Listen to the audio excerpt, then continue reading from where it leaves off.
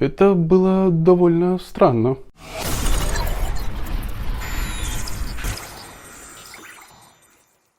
Если вам советовали сериал «Индекс страха», и вы еще пока ничего с ним связанного нигде не видели и не читали, не смотрели трейлер и случайно наткнулись на мое видео, то вам, мне кажется, крупно повезло, потому что я смогу постараюсь улучшить ваши впечатления от просмотра. Почему? Все потому, что описание к сериалу целиком и полностью многим людям может испортить желание его смотреть. В описании к сериалу указан просто его твист, неожиданный поворот сюжета.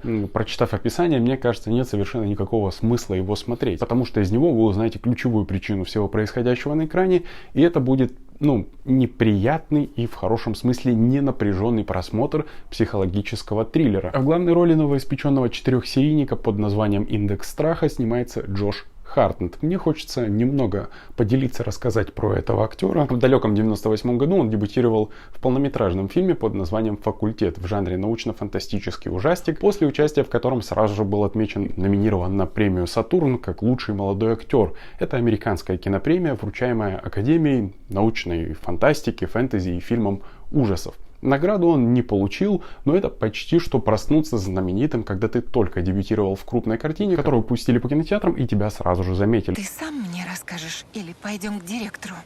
Вы очень напряжены, мисс Берг. Есть кое-что и для вас. Это избавит от запора, вызванного стрессом.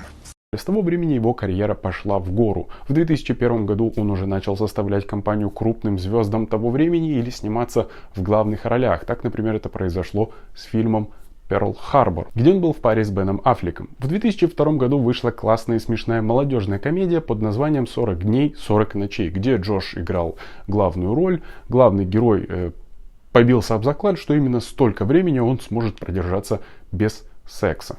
По крайней мере, на тот момент фильм был дико угарным.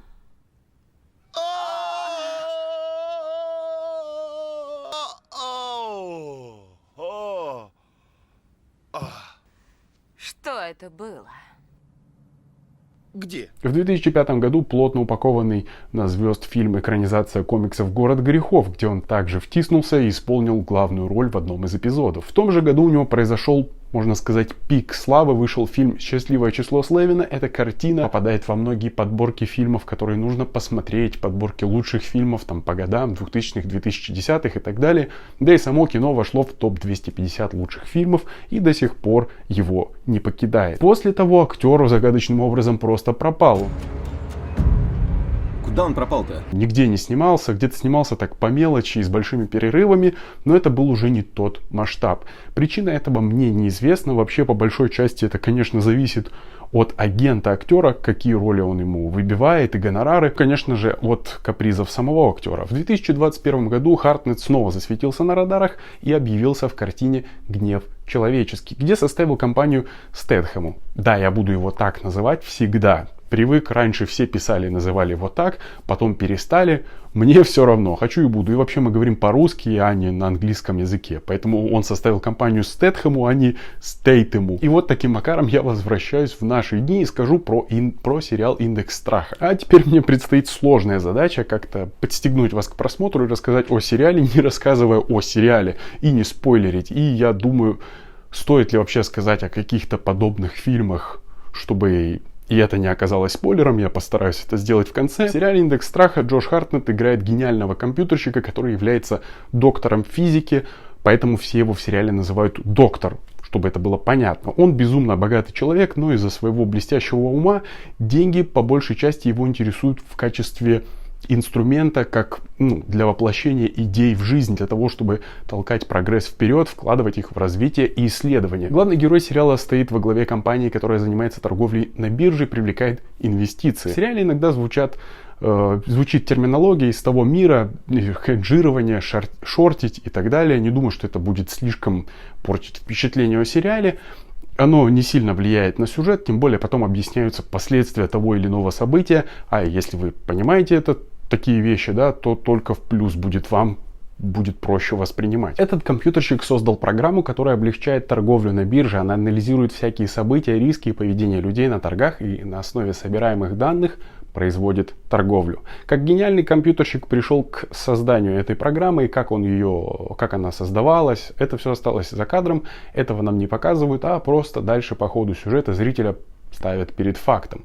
И что это уже, конечно, не первая версия программы, а четвертая, понятное дело, что со временем она прокачивалась. Сам сериал считается британского производства, но, судя по тому, что звучит французская речь и обращением «мсье» и «мадам», сразу кажется, что место действия Франция. Но потом звучат города Швейцарии, и действительно оказывается, что место действия это Швейцария, ведь там нет своего языка, поэтому французский сбивает с толку. В основу сюжета сериала лег роман британского писателя Роберта Харриса, который он написал в 2011 году, который так и назывался «Индекс страха». В нем также рассказывается о взаимодействии группы сотрудников Hoffman Investment Technologies, вымышленного хедж-фонда, работающего в Женеве. Если не читать описание сериала «Индекс страха», мне кажется, что смотреть его будет наиболее интересно, да, так как в одно прекрасное утро, а точнее поздней ночью, герой замечает, что в его дом кто-то пробрался и бродит с ножом по квартире.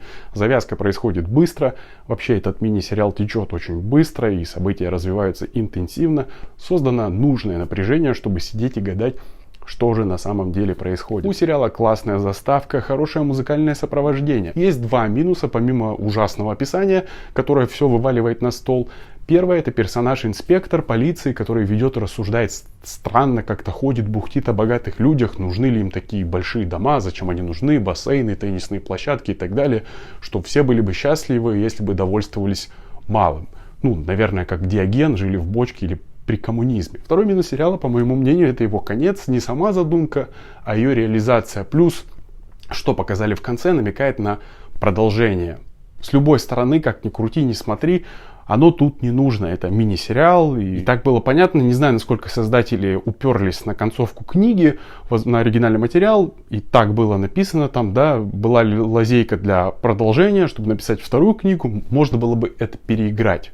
Заключительную сцену по-другому. В целом вышел довольно бодренький 4-серийный психологический триллер, который интересно смотреть и гадать, что же все-таки происходит на самом деле. Приведу примеры похожих по стилистике фильмов. Сериал сейчас просто на ум не приходит. Первое — это «Игры разума» с Расселом Кроу, а второе — это фильм «Помни» Нолана с Гай Пирсом. Если вам эти фильмы, их задумки понравились, то с большой вероятностью вам понравится и «Индекс страха». Ставьте большой палец вверх, если вам понравился этот ролик. Подписывайтесь и нажимайте на колокольчик, чтобы не пропускать новые видео. Делитесь в комментариях мнением о сериале «Индекс страха». А на этом все. Спасибо за просмотр. До встречи. Пока.